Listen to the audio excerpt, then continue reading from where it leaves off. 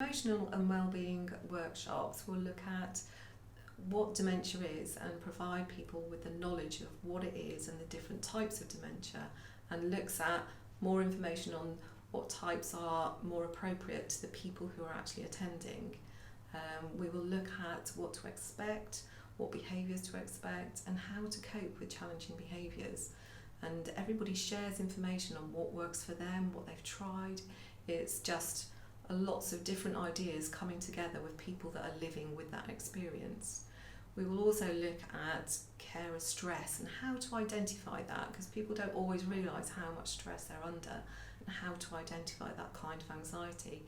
And then we work at how to treat that kind of stress, and we will look at managing different strategies to cope with stress. We'll look at all the different types of information that's available and the support that's available to those people in their local environment.